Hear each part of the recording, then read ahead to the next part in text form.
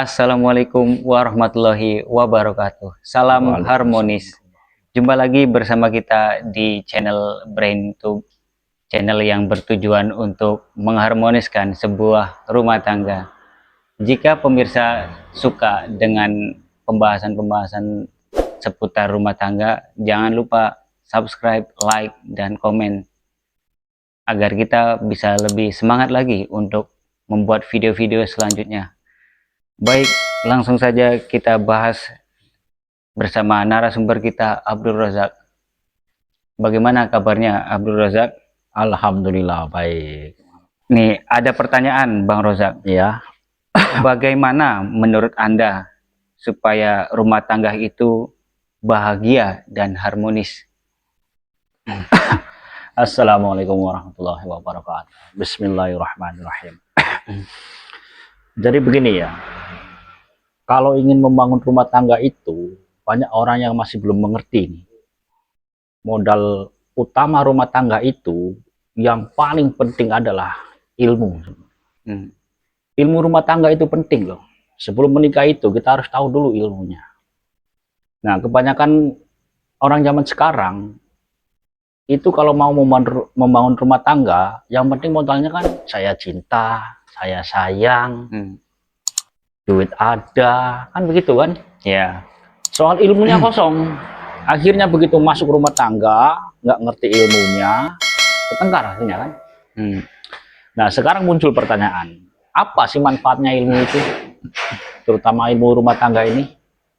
Ilmu rumah tangga itu, manfaatnya itu untuk mempermudah, untuk mengetahui mana salah, mana benar. Jika misalnya ada terjadi pertengkaran misalnya, kalau kita ngerti ilmunya, kita tahu nih, oh ini yang salah, ini yang benar, ini salah, ini benar. Jadi enak untuk mempermudah. Artinya tahu mana salah, mana benar, karena kita tahu aturannya. Jadi begini, dalam dunia rumah tangga itu ada dua istilah loh.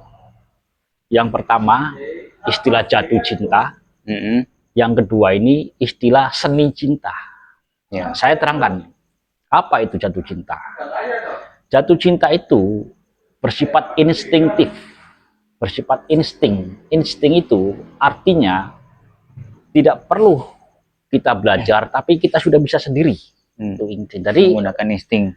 Pola yang sudah ada sejak kita lahir, itu namanya insting. Jadi tanpa kita perlu belajar, kita sudah tahu sendiri, sudah bisa sendiri, itu arti insting itu. Ya. Contoh nih, yang disebut insting begini, Jenal misalnya kan, bisa nangis, bisa tertawa, itu nggak usah belajar, sudah bisa sendiri kan? Bisa sendiri dari bawaan. Nah, itu yang disebut insting. Termasuk cinta. Jatuh cinta itu masuk dalam bab instinktif, insting. Jadi jatuh cinta itu nggak perlu belajar lagi. Sudah ada pada diri kita sendiri, tiba-tiba saya senang. Oh, saya senang sama wanita ini cantik, baik. Ada sendiri. Dan sifat cinta itu sifatnya datang loh. Dalam bahasa tasawuf disebut anugerah. Jadi cinta itu anugerah, sifatnya datang. Nggak bisa cinta itu dicari atau diada-adakan, dibuat-buat, nggak bisa sih, karena sifatnya itu datang. Cinta itu datang menghampiri hati kita, karena mungkin sering ketemu dengan wanitanya, akhirnya rasa cinta itu datang, tumbuh gitu. Jadi cinta itu sifatnya insting, tanpa belajar kita sudah bisa sendiri. Seperti contoh Jenal misalnya saat malam pertama kan, ya nggak usah belajar lagi, sudah bisa sendiri kan. Nah itu termasuk insting lagi itu. Jadi biar paham dulu bab tentang insting. Jadi mana insting, mana seni. Yang saya terangkan ini adalah seni cinta. Nah, kalau insting itu harus belajar, tanpa belajar bisa sendiri. Ya. Tapi kalau seni itu harus belajar. Jadi harmonisnya rumah tangga itu harus ada seni cinta, ada seni. Dan seni itu harus melalui belajar. Contohnya seperti ini misalnya. Kalau misalnya suami istri jalan berdua, itu harus digandeng, itu yang disebut seni. Jenal mau berangkat kerja, nyium keningnya istri, itu seni. Kalau misalnya tidur di belai rambut istri, itu seni. Bahkan memanggil istri itu termasuk seni loh. Dengan sebutan yayang, beb, terserah. Kata-kata yang indah. yang enak didengar. Yang enak didengar lah istilahnya. Itu termasuk seni. Jangan sampai seni ini dihilangkan dalam kehidupan rumah tangga. Begitu seni itu hilang, maka rumah tangga itu hampa. Nggak ada rasa, nggak enak, nggak romantis. Karena seninya hilang. Jadi kalau ingin bahagia romantis, seninya harus ada. Entah mandi bareng, entah satu selimut berdua, itu seni loh. Entah makan sepiring berdua. Jadi seni itu dihidupkan dalam rumah tangga. Kalau sudah bisa menghidupkan seni dalam rumah tangga itu, insya Allah rumah tangganya harmonis. Bahkan seni rumah tangga yang paling tinggi kedudukannya ini adalah komunikasi. Komunikasi, keterbukaan, itu penting loh. Itu seni juga. Tanpa seni itu rumah tangga hampar loh. Diem-diem gak jelas. Jadi seni itu penting. Jangan sampai seni dalam rumah tangga itu dicabut. Akhirnya begitu dicabut, hampar rumah tangga kita itu. Jadi seni itu, tentang seninya dulu. Terkadang banyak suami istri itu ketika baru pertama nikah itu harmonis. Selang setahun 2 tahun dia merasa kayak ya nggak apa ya, kayak nggak enak lagi gitu, malu atau gimana. Nah, pertanyaan yang kedua, menurut Bang Rozak, kalau sang istri tidak mau diajak romantis, kira-kira bagaimana solusinya? Nah, ini pertanyaan bagus. Jadi begini, seorang istri itu kan ibaratnya makmum kan. Ya, Lelaki itu imam loh, sebagai imam. Nah, seandainya seorang istri itu sedang ngambek, sedang marah-marah, maka sang suami itu harus bisa mengayomi loh, membujuknya baik-baik. Dan jangan lupa, pertanyaannya itu tanya sebabnya kenapa. Itu penting loh. Cara bertanya itu ada seninya juga. Jadi seni bertanya sebabnya kenapa itu yang paling dasar, yang paling penting. Tanya sebabnya. Jangan sampai salah bertanya. Misalnya, kamu kenapa begini, sambil marah-marah misalnya. ya. Salah saya apa? Jangan. Tanya sebabnya dulu baik-baik. Sebabnya kenapa? Nanti kan perempuan kan mencurahkan isi hatinya kan. Saya begini, saya begini. Dan seorang suami itu harus menjadi pendengar yang baik. Saat istri ngomong, mencurahkan hatinya. Jadi pendengar saja. Dengerin. Senang loh. Seorang istri kalau lagi ngomong, lagi mengungkapkan perasaan, suaminya mendengarkan tuh senang sama istri tuh. Kan banyak kan orang laki di saat istrinya ngomong mencurahkan perasaannya malah cuek, nggak hirau, masa bodoh. Jangan begitu, dengerin apa? Meskipun keluar lagi. Iya.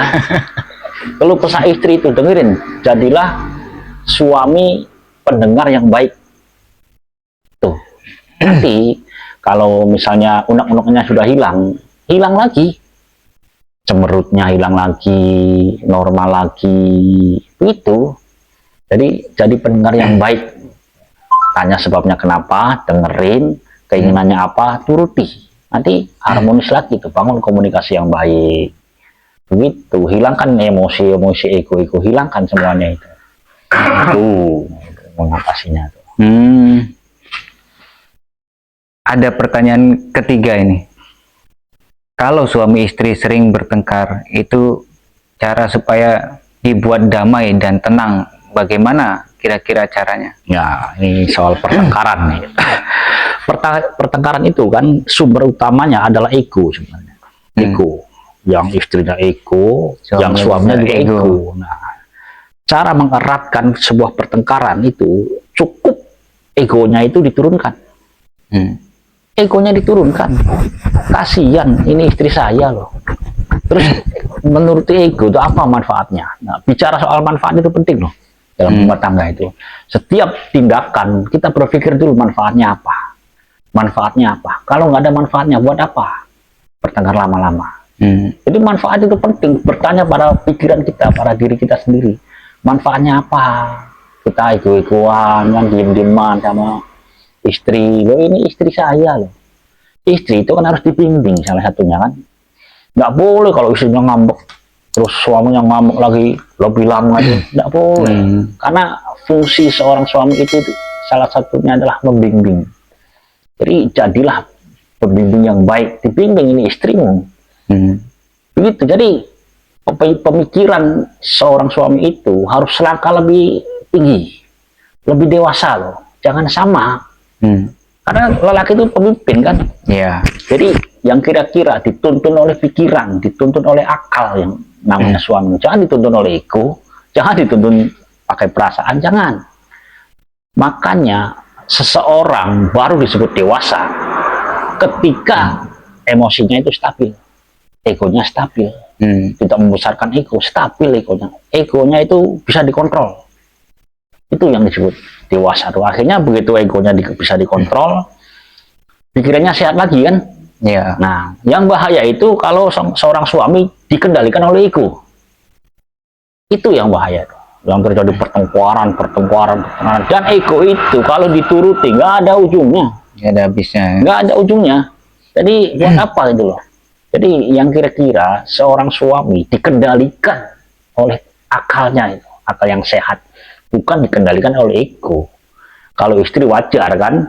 Ya, Kalau perempuan memang kan perasaan. ya dominan pakai perasaan. Nah, jadi jangan kita sama perasaan melawan perasaan lagi, bahaya begitu.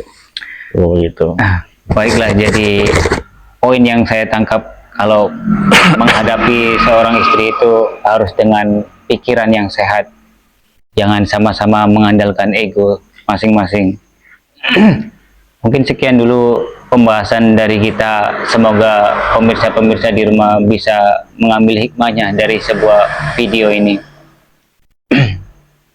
Baik, kita akhiri video ini. Wassalamualaikum warahmatullahi wabarakatuh. Waalaikumsalam warahmatullahi wabarakatuh.